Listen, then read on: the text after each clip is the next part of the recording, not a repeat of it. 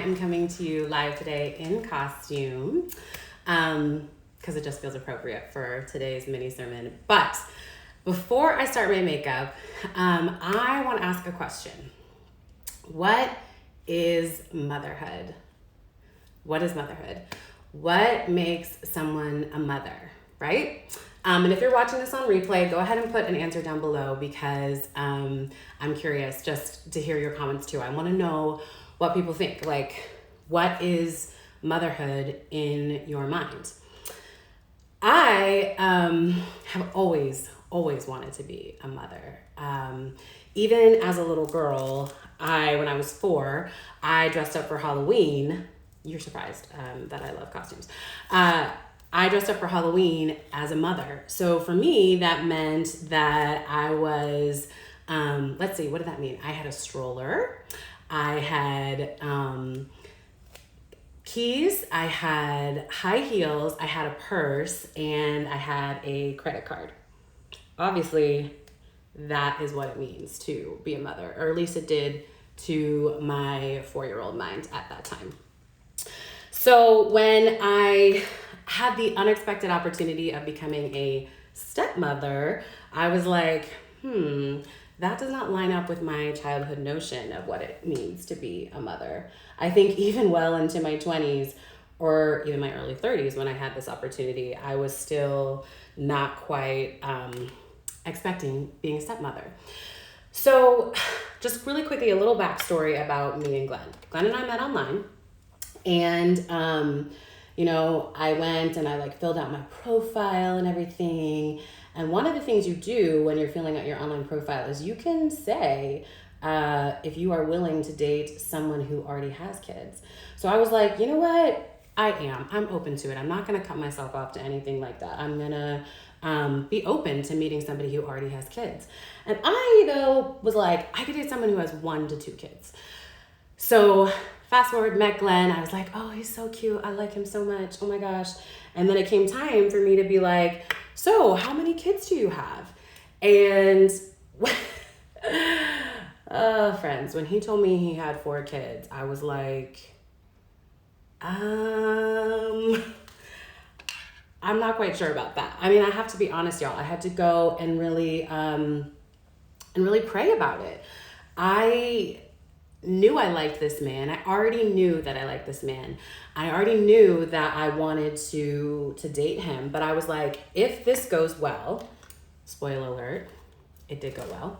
If it goes well, though, I am not just going to be taking on him. I am going to be taking on his 4 kids as well. And the only problem with that is that I don't do anything halfway. I know you guys are surprised to learn that too. I don't do things halfway. So I knew that being an all-in kind of woman, I would want to be all in on his kids too. Hi, Natalia. Mwah. I'm talking about being a stepmom and what it's been like for me. So I knew I'd want to be all in on his kids too, right? So fast forward, and not just be all in because it would benefit them and because it would benefit me, but it would also benefit the man that I love, right? If I love him, part of me loving him well is taking on these beautiful children. So fast forward, the day we got married, I meant it what I said in my post on Sunday. I was actually extremely, way more nervous about saying my quote unquote vows to the kids than to Glenn. Lots of blended families do it differently. For me, I wanted to say something to the kids. I wanted to include them because I really feel like the marriage that was about to take place was not just between me and Glenn. It was really about all 6 of us coming together and becoming this unit called a blended family. And it's actually really cute because the other day I was talking to my youngest and she was being crazy about something and annoying me while I was trying to work or something. And she was like, Hannah, we are married. You kind of just have to deal with it. And I was like, you know what, girl? We are married. We are married. I belong to you. You belong to me. And over the last 5 years, as we have come in and out of different social circles and things like that, it's been interesting for me to watch the different responses that we get as a blended family and what people think about us when they first meet us. And I realized that stepmoms have taken on so many spoken and unspoken societal judgments, right? Like even our fairy tales portray us as wicked or evil.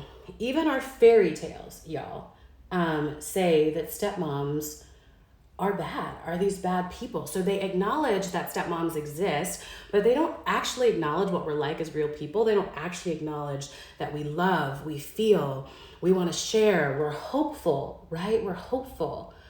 And we're also equally terrified. It's hard being a parent. It's hard being a parent, whether you're a bio parent, whether you're a step parent, whether you're a foster parent, right? It's hard.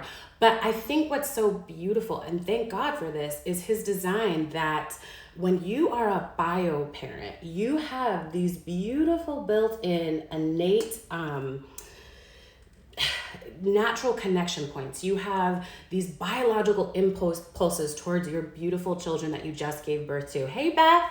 And those genetic natural birth bio impulses are so good because when your 16-year-old, let's say your child, grows up, when your 16-year-old breaks into your house, which that has happened to us, when your 16-year-old breaks into your house because they're mad at you and you are really frustrated and you don't know what to say, it really does help when you have those built-in memories of holding them when they were 6 days old and they were just laying on your chest and you were able to just love them, and you have those things as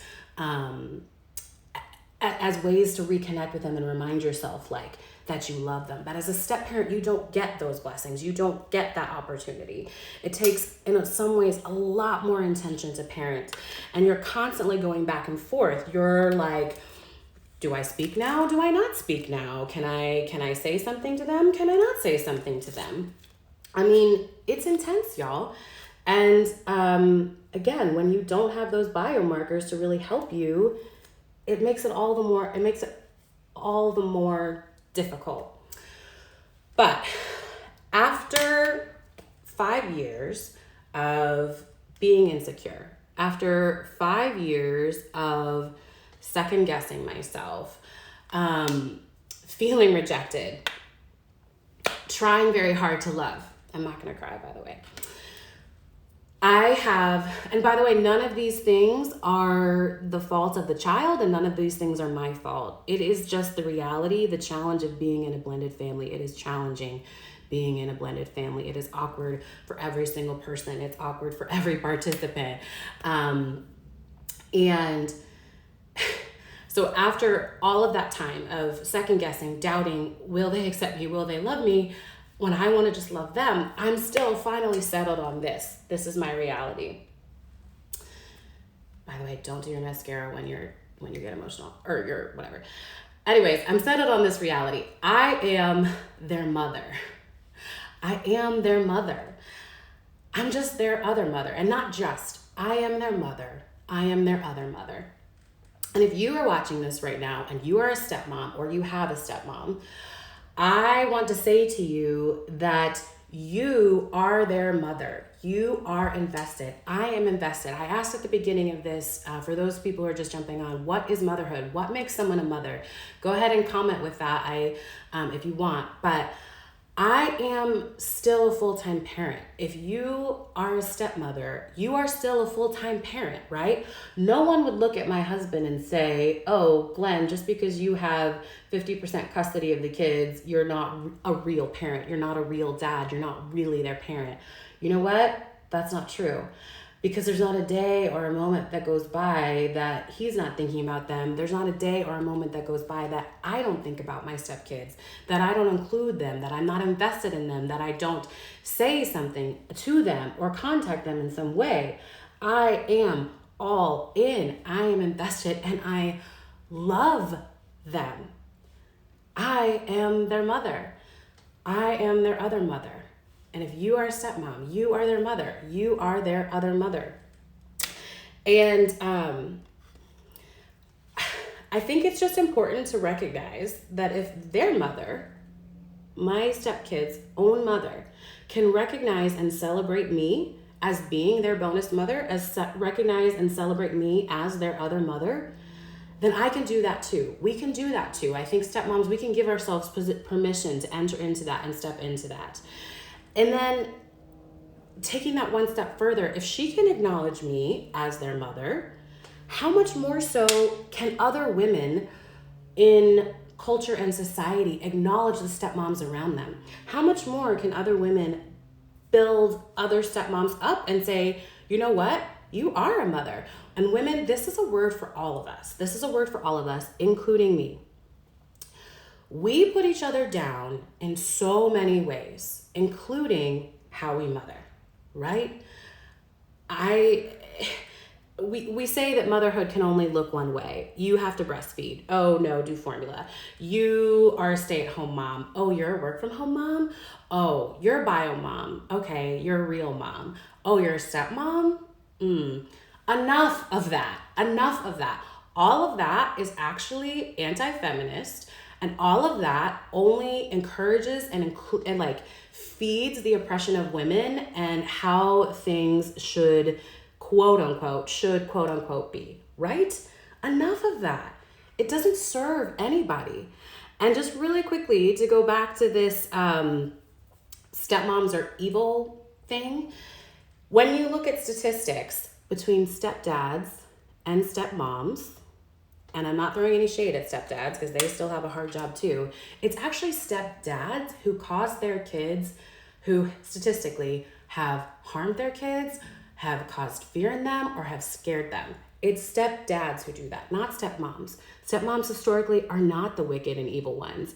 And yet, we perpetuate a narrative in society that stepmoms are wicked, they're evil, they do all these things.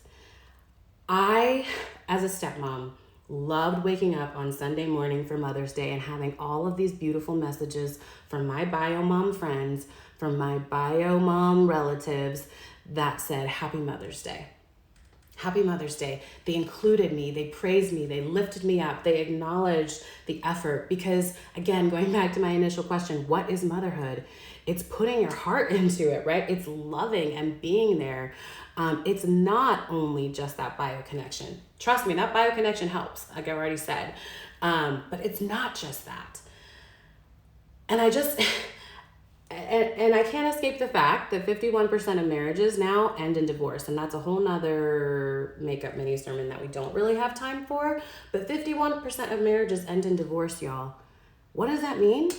Blended families are going to be and continue to be a reality of our lives. Like, you are going to continue to intersect with step-parents and stepmoms.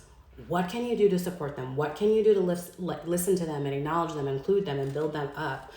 I never thought that I would be a stepmom. I never thought that. But I love it, and I'm grateful. And these babies are my children, and they are so fun. And we are our own little crazy mix of family, and it is absolutely fabulous. And I feel so rich. So I just wanted to jump on and encourage you that if you are a woman in particular, look for the women around you that you can lift up that are stepmoms and include them. I'm going to do a post about this a little later this week. And of course, I still haven't finished my makeup. I'm also going to do a little makeup tutorial about what I've just done. But really and truly, y'all, how can we lift up other women that are stepmothers? How can we lift up unconventional mothers in our society and the people around us? How can we love them more? I'm gonna do, like I said, a post about it. And I just wanna say thank you for watching. Thank you for listening. And until we talk again, stay royal. Mwah. Bye. Bye, Claudia. Yes, Claudia. I'm so glad you're a stepmom and I know what you mean. I'm glad you know what I mean. Mwah, mwah. Bye, Ellie. Okay, bye.